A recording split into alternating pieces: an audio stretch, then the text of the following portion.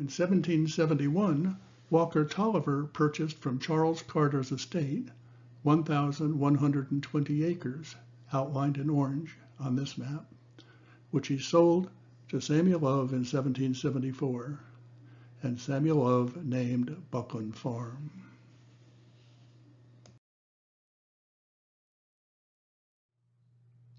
During the brief time he owned the land, Tolliver built a grist mill on Broad Run, dammed the stream, and dug a mill race to power the water wheel. The grist mill was the first step in Buckland's development. Of Buckland's 13 historic buildings, it is both its oldest and newest, including Walter Tolliver's 1770s mill race and the original foundation. The mill building dates from 1904 and is the third structure built on the foundation.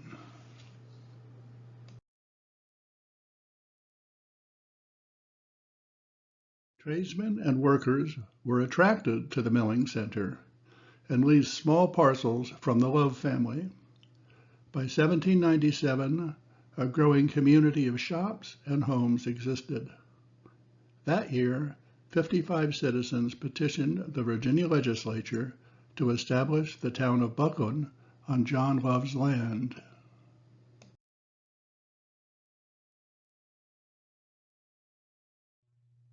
The 48-lot town was approved and established in 1798.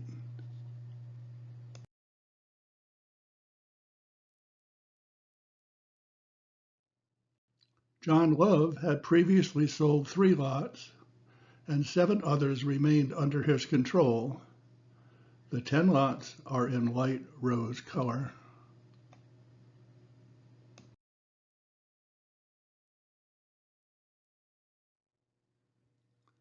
On the 7th of July, 1798, the town trustees offered the 38 available lots for sale.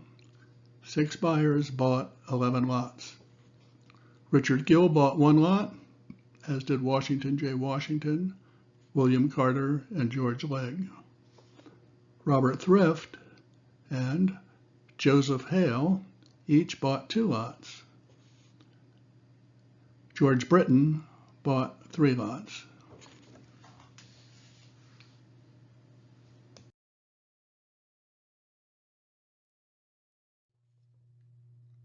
John Love bought the remaining 27 lots, identified in dark rose color.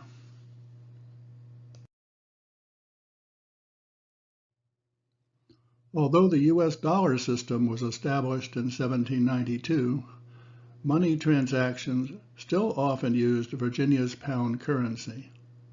The day's sales totaled 423 pounds. Lot prices ranged from 5 to 50 pounds. Higher lot prices likely reflect the value of development already existing in July 1798, as well as beneficial location of a lot within the town.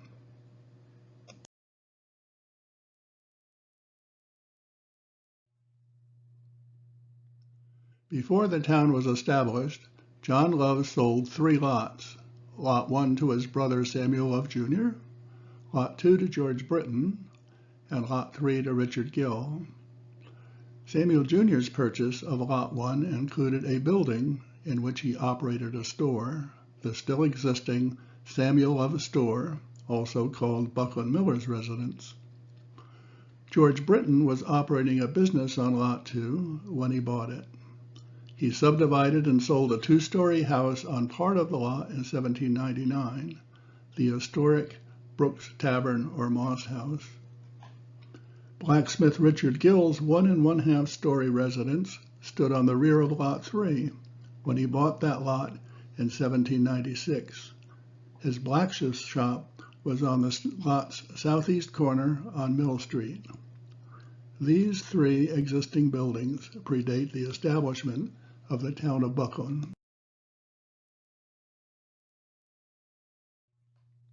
Of the remaining 7 lots, John Love sold 2 in 1797, Lot 5 to Robert Thrift and Lot 6 to William Draper.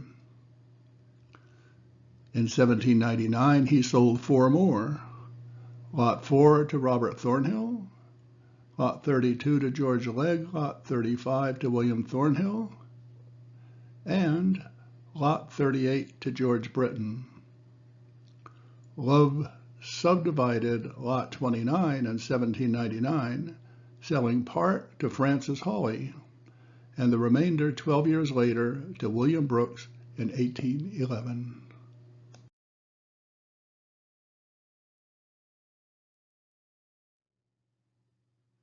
John Love sold Lot 28 to his brother, Samuel Love Jr., in 1798. Samuel subdivided in 1799 and sold 1/3 of the land to John Taylor, the L-shaped yellow area bordering Bridge Street. Here, Samuel Jr. had developed Buckland's first distillery and sold it to Taylor for £200, nearly 3 times the lot's purchase price. That same year, he sold Lot 1, containing Samuel Love's store, to William Brooks for £100.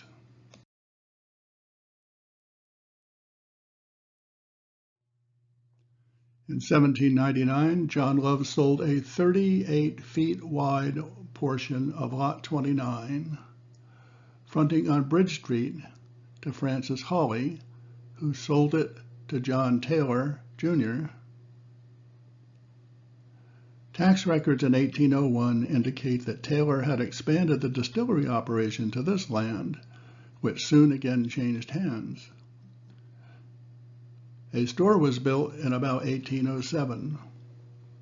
The still existing building also served as Buckland's post office and is variously known as the Post Office and Hampton Brooks Store. In 1811, William Brooks acquired the store parcel and bought the remaining 2/3 of Lot 29. By then, the distillery no longer operated in that location, replaced by a larger distillery adjacent to the mill.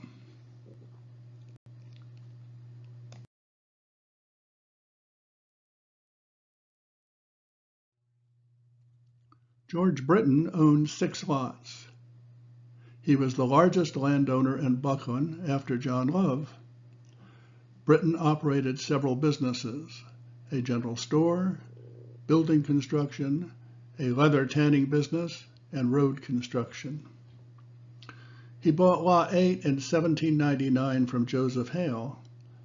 About 1803, he built a house on Lot 8 and a tan yard with vats and buildings that extended across Lots 8 and 9. About 7 years later, Isaac Meeks acquired both lots with a tanning business and the still existing residence named Isaac Meeks House.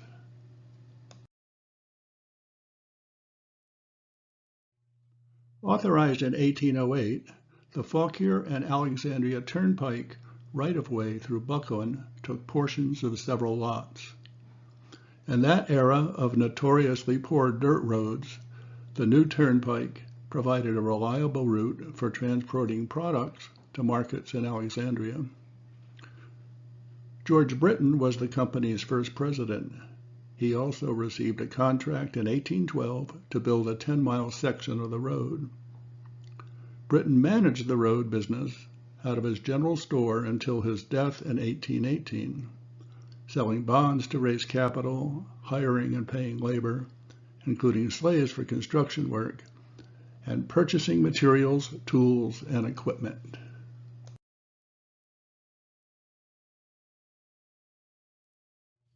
Tax records in 1810 list Lot 38 with a building, probably a house built by George Britton.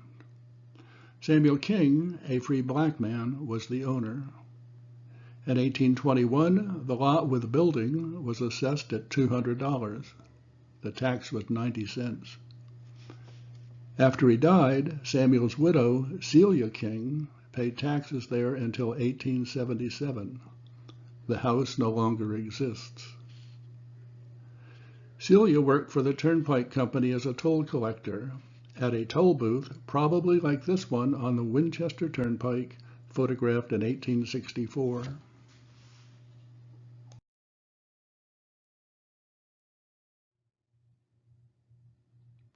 Although the town trustees sold Lot 13 to Washington J. Washington for £10, John Love acquired and sold it for £40 to Francis Hawley in 1800.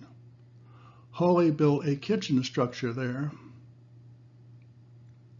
By about 1811, free African-American Ned Distiller, a craftsman in Buckland's distillery industry, was the owner. He built as residence the existing Ned Distiller House in about 1818.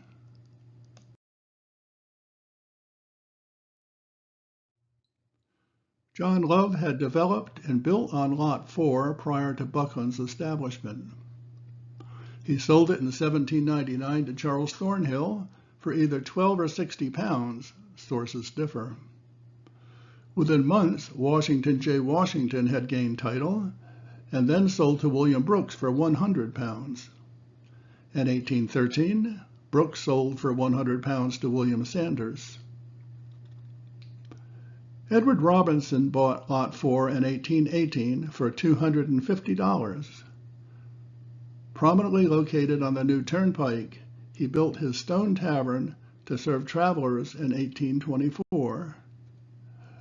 Known today as Buckland Tavern, also as Robinson's Tavern.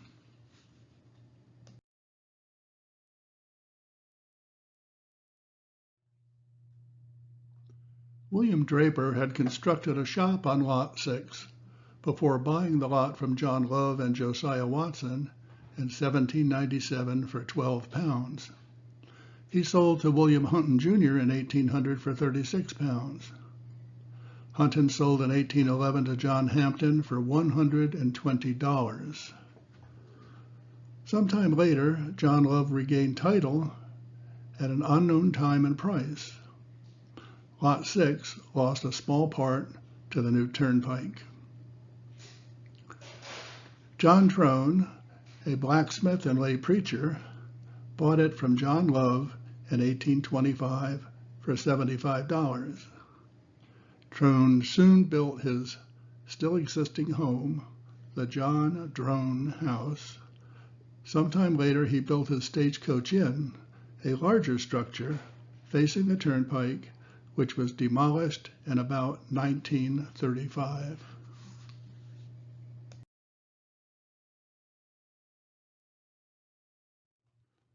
By 1821, Josiah Watson, John Love's father-in-law, gained title to Lot 30.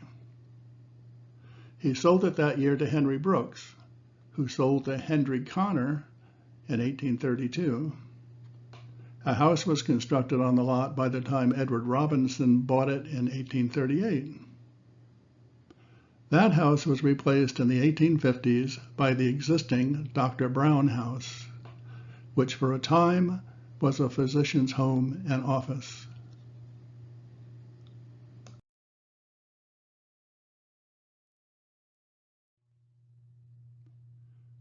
Lot 16 remained undeveloped and was absorbed back into Buckland Farm. Then, in 1856, the trustees of St. Mark's Methodist Church, including lay preacher John Trone, received title from owners Hugh and Ann Height. The preserved Buckland Church was built that same year.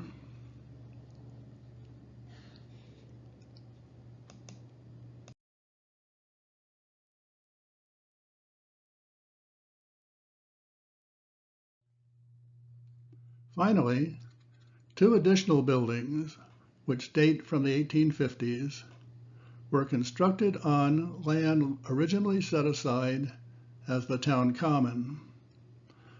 Their unique features may indicate original use as housing for workers.